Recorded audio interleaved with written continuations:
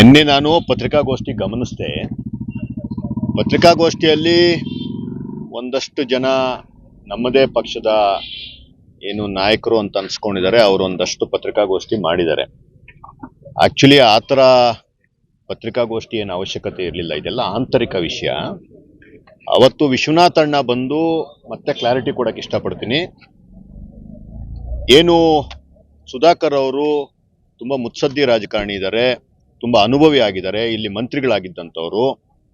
ಅವರಿಗೆ ವಿಶ್ವ ನಾಯಕ, ವಿಶ್ವಗುರು ನಮ್ಮ ನರೇಂದ್ರ ಮೋದಿ ಅವರ ಜೊತೆ ಕೂತ್ಕೊಂಡು ಕೆಲಸ ಮಾಡುವಂತಹ ಅವಕಾಶ ಸಿಕ್ಕಿದೆ.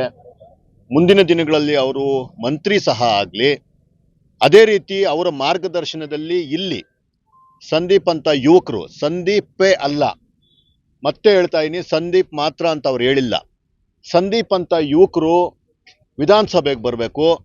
ಅದಕ್ಕೆ ಸುಧಾಕರ್ ಅವರು, ನರೇಂದ್ರ ಮೋದಿ ಅವರು, ವಿಜೇಂದ್ರ ಅಣ್ಣನವರು, ವಿಶ್ವಣ್ಣವರು ಎಲ್ಲರ ಮಾರ್ಗದರ್ಶನ ಇರಬೇಕು ಅನ್ನೋ ಮಾತನ್ನ ಅವ್ರು ಹೇಳಿದ್ರು.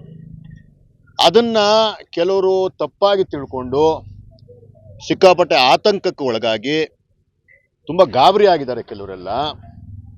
ಯಾವುದೇ ಕಾರಣಕ್ಕೂ ಯಾರೋ ಒಬ್ಬ ನಾಯಕರು ಕೊಡುವಂತಹ ಹೇಳಿಕೆಗಳಿಗೆ ಟಿಕೆಟ್ಗಳು ಅದನ್ನ ಕನ್ಫರ್ಮ್ ಮಾಡೋದಿಲ್ಲ. ನೀವೆಲ್ಲ ನಮಗಿಂತ ಹೆಚ್ಚಾಗಿ ರಾಜಕೀಯ ನೋಡ್ಕೊಂಡು ಬಂದಿದ್ದೀರಾ.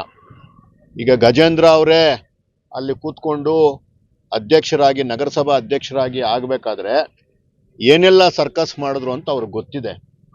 ಆ ರೀತಿ ಬೇರೆ ಬೇರೆ ಪ್ರೋಸೆಸ್ ಇರುತ್ತೆ. ಅದೆಲ್ಲ ಆದಮೇಲೆ ಯಾರಿಗೋ ಒಬ್ರಿಗೆ ಟಿಕೆಟ್ ಸಿಗುತ್ತೆ. ಟಿಕೆಟ್ ಸಿಕ್ಕಿದ್ಮೇಲೆ ನಿಷ್ಠೆಯಾಗಿ ಅವರಿಗೆ ಕೆಲಸ ಮಾಡೋ ಅಂಥ ಕೆಲಸ ನಾವೆಲ್ಲರೂ ಮಾಡಬೇಕಾಗ್ತದೆ.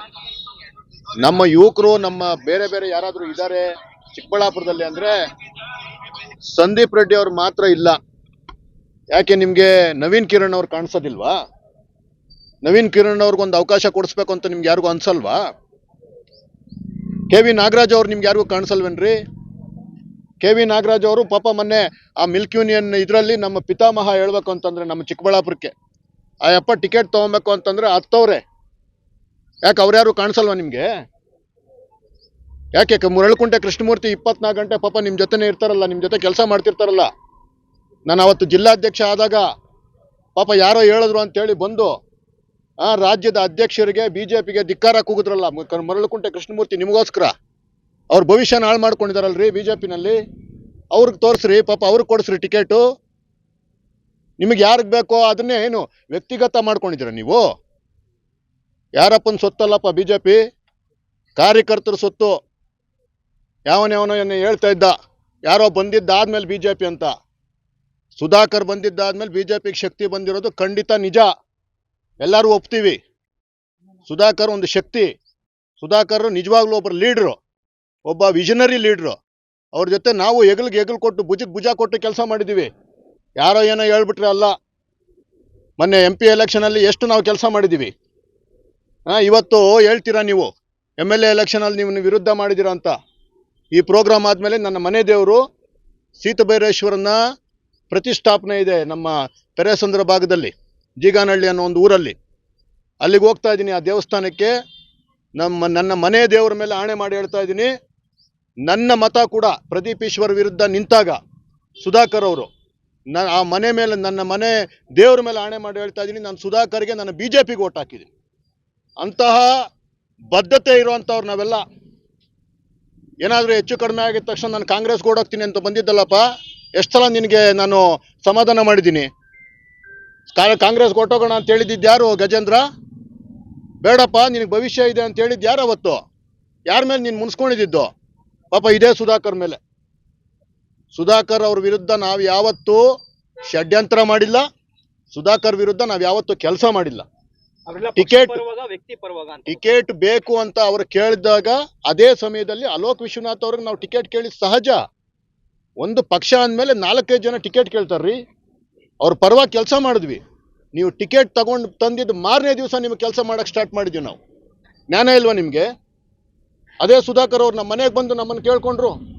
ನಾನು ಅದಕ್ಕೆ ಮೊದಲೇ ಹೇಳಿದ್ನಲ್ಲ, ಫೋನ್ ಮಾಡಿ ಹೇಳಿದ್ದೆ, ನೀವು ಬರ್ದಿರೋ ಹೋಗ್ಲಿ, ನರೇಂದ್ರ ಮೋದಿ ಅವ್ರದ್ದು ಇದು ಎಲೆಕ್ಷನ್ನು, ನನ್ನ ದೇಶದ ಎಲೆಕ್ಷನ್ನು. ಸುಧಾಕರ್ ಎಲ್ಲ ಯಾರು ನಿಂತರೂ ಕೆಲಸ ಮಾಡ್ತೀವಿ. ವಿಶ್ವಣ್ಣ ಟಿಕೆಟ್ ಆಗಿದ್ದು ನೆಕ್ಸ್ಟ್ ದಿವಸ ನನ್ನ ಕರೆಸಿದ್ರು, ಮುನ್ರಾಜ್ ಅವ್ರನ್ನ ಕರೆಸಿದ್ರು, ರವಿನಾರಾಯಣ ರೆಡ್ಡಿ ಅವ್ರನ್ನ ಕರೆಸಿದ್ರು.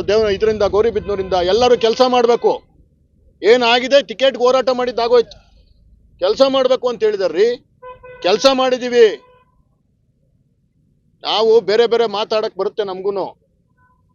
ಯಾವುದು ಏನು ಪಕ್ಷದ ಒಂದು ಚಟುವಟಿಕೆ ಇರೋ ಅಂತ ಒಂದು ಜಾಗದಲ್ಲಿ ಏನಂದ್ರೆ ಅದು ಬಂದು ಮಾತಾಡ್ತೀರಾ. ನಾನು ಯಾರೋ ಕೇಳ್ತಿದ್ರು, ಕಚೇರಿ ಯಾಕಾಗಿಲ್ಲ ನಿಮ್ದು, ಯಾಕೆ ಕಚೇರಿ ಇಲ್ಲ ಅಂತ ನೀವು ಪತ್ರಕರ್ತ ಕೇಳ್ತಿದ್ರೆ ನಿಮ್ಗೆ ಯಾರಿಗೂ ಮಾತಾಡಕ್ ಯೋಗ್ಯತೆ ಕೂಡ ಇಲ್ಲ. 5 ವರ್ಷದಿಂದ ಇದೇ ಸುಧಾಕರ್ ಬರಕ್ ಮೊದಲೇ ನಾವು CA ಸೈಟ್ನ ಮಾಡಿಸ್ಕೊಂಡು ಪಕ್ಷಕ್ಕೆ ಅಂತ 75 ಲಕ್ಷ ರೂಪಾಯಿ ದುಡ್ಡು ಕಟ್ವಿ, DD ಕಟ್ಟಿ ನಮ್ಗೆ ರಿಜಿಸ್ಟರ್ ಮಾಡಿಸಿದ್ವಿ ರೀ. ಪ್ಲಾನ್ ಅಪ್ರೂವಲ್ ತಗೊಂಡಿದ್ದೀವಿ ನಮ್ದು ಏನು ಕುಪ್ಪಳ್ಳಿ ಪಂಚಾಯತಿನಲ್ಲಿ ಭವನ ಮಾಡೋದಕ್ಕೆ ದುಡ್ಡು ಕಲೆಕ್ಟ್ ಮಾಡಕ್ ಸ್ಟಾರ್ಟ್ ಮಾಡಿದ್ವಿ. ನೀವು ಬಂದು ನಾವು ಆ ಸೈಟ್ ಬೇಡ ಇನ್ನೇನೋ ಮಾಡ್ತೀವಿ ಅಂತ 5-6 ವರ್ಷ ಆದ್ರೂ ಅದ್ಯಾವುದೋ ಸಂಧಿನಲ್ಲಿ ಮಾಡ್ಕೊಂಡಿದ್ದೀರ ನನ್ನ ರಾಷ್ಟ್ರೀಯ ಪಕ್ಷ BJP ಪಕ್ಷದ ಆಫೀಸು. ಇವತ್ತು ಒಂದು ಆಫೀಸ್ ಮಾಡಕ್ಕೆ ಯೋಗ್ಯತೆ ಇಲ್ಲ ನಿಮ್ಗೆ ಯಾರಿಗೂ. ದೊಡ್ಡ ದೊಡ್ಡ ಮಾತೇ ಮಾತಾಡ್ತೀರಾ. ಫಸ್ಟ್ ಮನೆ ಕಟ್ರಪ್ಪ, ನಿಮ್ಮ ಮನೆಗಳನ್ನ ಪ್ರಪಂಚ ಕಟ್ಟೋದು ಆಮೇಲೆ ಕಟ್ಟಿರಂತೆ. ಚಿಲ್ಲರೆ ರಾಜಕೀಯ ಮಾಡೋಕ್ಕೆ ನಿಮ್ಗೊಬ್ರಿಗೆ ಬರಲ್ಲ. ಬದ್ಧತೆ ಇದೆಯೇನ್ರಿ ನಿಮ್ಗೇನಾದ್ರು?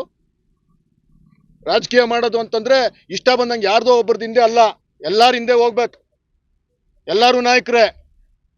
ಏನ್ ನಿಮ್ಗೊಬ್ರಿಗೆ ಅವ್ರ MP ಅವರೇ ಆಗ್ಬೇಕು, MLA ಆಗ್ಬೇಕು? ಆಯ್ತು ಬಿಡ್ರಿ, ನಾಳೆ ಪಕ್ಷ ಏನಾದ್ರು ಕೊಟ್ರೆ ಅವ್ರಿಗೆ ಮಾಡೋಣಂತೆ. ಯಾಕೆ ಅಷ್ಟೊಂದು ಆತಂಕಕ್ಕೆ ಒಳಗಾಗ್ತೀರಾ?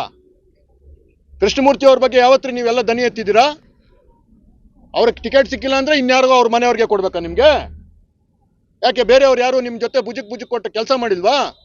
ಕಷ್ಟ ಬಿದ್ದಿದ್ದ ದುಡ್ಡುಗಳು ತಗೊಂಬಂದು ಖರ್ಚು ಮಾಡಿ ಪಕ್ಷ ಕಟ್ಟಿಲ್ವಾ? ಅವ್ರವ್ರ ಯೋಗ್ಯತೆಗೆ ತಕ್ಕನಂಗೆ ಒಬ್ಬನು 1 ರೂಪಾಯಿ ಮಾಡಿರ್ಬೋದು, ಒಬ್ಬನು 1 ಕೋಟಿ ರೂಪಾಯಿ ಮಾಡಿರ್ಬೋದ್ರಿ. ಫಸ್ಟ್ ಕಾರ್ಯಕರ್ತರಿಗೆ ಮರ್ಯಾದೆ ಕೊಡೋದು ಕಲ್ತ್ಕೊಳ್ಳಿ.